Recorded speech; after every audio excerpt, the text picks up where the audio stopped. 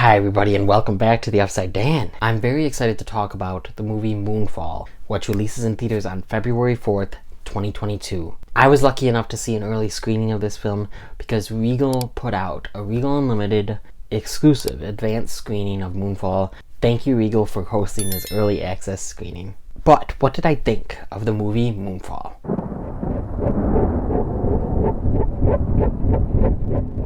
A mysterious force knocks the moon from its orbit around Earth and sends it hurtling on a collision course with Earth. This movie is directed by Roland Emmerich and written by Spenser, Cohen, Roland Emmerich, and Harald, Kloser. This film stars Halle Berry, Patrick Wilson, John Bradley, Michael Peña, Donald Sutherland, Charlie Plummer, and Wenwen Yu. So Moonfall was definitely a movie I was anticipating. It is on my most anticipated February list. You know, a good popcorn flick, like an end of the world disaster movie could be really fun. Just, you know, like I said, a good popcorn flick. And this one looked like it could be that. It didn't look amazing or anything, in the comedy, for the most part, didn't really land in the trailers. The first half, I was having so much fun. I was like, okay, this is cool. I'm invested in the characters. I'm invested in the story. I'm invested in, you know, what's going on, the plot, all of that. I was really having a lot of fun, and it was a good popcorn flick for the first half. I mean, it was really the third act that I took most issue with. The acting's pretty good. It's what you expect from this cast, really. I mean, I'm a huge fan of Patrick Wilson. Halle Berry's good. John Bradley, which I think you might know him from Game of Thrones, but he was really the comedic relief here, and some of his stuff did land. I just think the comedy in general got too much. Some of it did not land at all. Some of it was cringy, some of it just did not work at all, but some of it, I did get a few chuckles out of this film. And the audience I was with was actually really fun to be with. They were chuckling, they were a little bit of cheering, not much. So I do think that those three are the main characters, and they do a really good job. Michael Peña is in it. He does an okay job. So the special effects were very hit and miss. I was so surprised because there were some really good shots, some really good special effects. The CGI looked really good, and then there were some that did not look good, and it was very noticeable. I thought some of the car stuff was bad. Some of the other stuff, like the stuff in space, was pretty good for the most part. The moon was pretty good for the most part, but some of the water was iffy at some points. So CGI in general, like all of that stuff, was kind of hit and miss. There was some really good shots, so I was really surprised to see that some of it was not that great. I think Roland Emmerich does a good job, you know, directing. This is definitely a Roland Emmerich film, you could feel it. And I was excited for that because I know he's good in disaster movie genre, and he loves doing them. I was on board, like I said, with the plot until the third act, and then it got all wonky, like very out there, very crazy.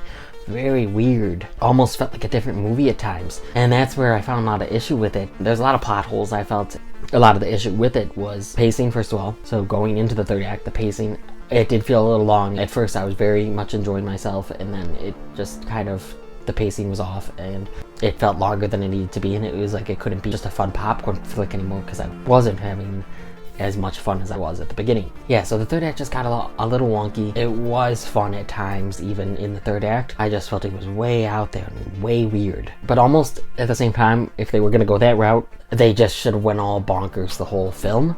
And some of it was, but a lot of suspending of your disbelief, of course. I mean, you already know that from the moon falling off its rotation, its axis, whatever. Throughout the whole film was a lot of suspending your disbelief with what happens with gravity and, you know, science in general, really. Some of the side characters didn't get the fulfillment, some of them didn't get the character development they deserved, or some of them didn't need to be in the film as much as they were. It's definitely not my favorite disaster movie by any means. This was just all over the place at times. It was all over the place, it was a little too long, the pacing was off, some of the comedy did not hit at all, and some of the special effects were bad, and then some were good. So there's a mix of my positives and negatives with this film. I think that some people are gonna have fun with it. You're gonna have to turn your brain off though, I think. So it wasn't snowing when I left my house, and this is at a farther theater, about a half an hour away.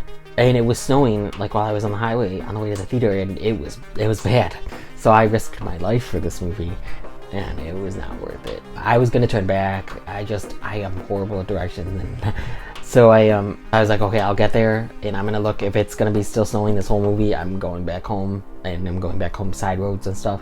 But it wasn't snowing anymore. It was just for a bit of the drive, but then it wasn't snowing anymore, and then I got back, you know, safely and everything, obviously. But yeah, it's not a movie worth risking your life for, though, like that. I just think it could have been better, you know, compact, and yeah, I don't know. It was fun enough. It was fun enough at times. I just wish they kept part of it more grounded. Like, yes, make the bombastic part that the moon is falling off its axis and heading towards Earth, but maybe make why, the reason why, and what happened to do that a little bit more realistic. I don't know. So I wasn't huge on this film. I was going to see it in 40x just to let you guys know if it's worth it in 40x, because I like doing that. I like seeing movies in 40x, and I do think this would be, so what I felt about the movie aside, I think this would be a great 40x experience. It's almost like this movie was made for it. These are the kind of movies, these action adventure movies are the kind of movies that are made for 40x. So I don't know, maybe I will still see it in 40x. I don't know. Anyway, thank you so much, Regal, though, for hosting this early event. I did have a good enough time. It's really cool to see a movie early regardless,